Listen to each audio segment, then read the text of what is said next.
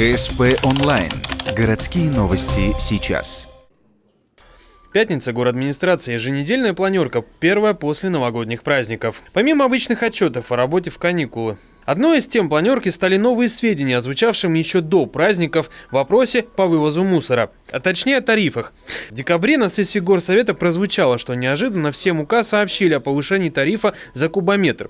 Сегодня Магомед Османов прокомментировал, что изменения касаются одной из составляющих тарифа, а именно утилизации. Что же будет? Пока, еще раз повторяю, пока за январь я с ними там не договорился, он у нас остается на уровне того, что было 40 рублей.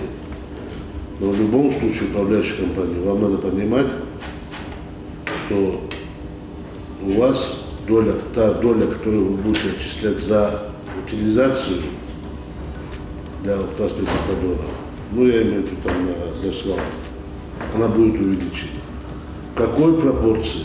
Мы с вами вместе сядем, мы вместе с вами обговорим, для того, чтобы это было реально.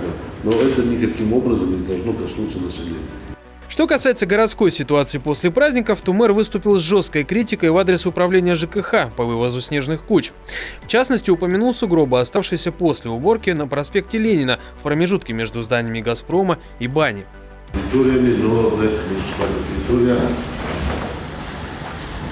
заваливается, засирается всеми кем угодно, предпринимателями, управляющими компаниями, выталкивая снег со дворовых территорий, из тротуаров, откуда угодно, что какая-нибудь работа в этом отношении проводится. Если мы выходим и видим, максимум, что я сейчас делаю, это делаю как акт осмотра и направляю это в жилинспекцию. Со стороны муниципального контроля мы не имеем права просто так выйти, проверить и составить какой-то акт. Мы составляем письменно и отправляем в жилищную инспекцию. Жилинспекция имеет право проверять после нас.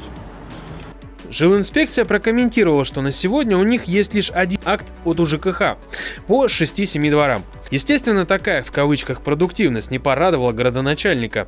Но УЖКХ стояла на своем, а именно соблюдать законы и необходимость конкретных письменных жалоб от граждан.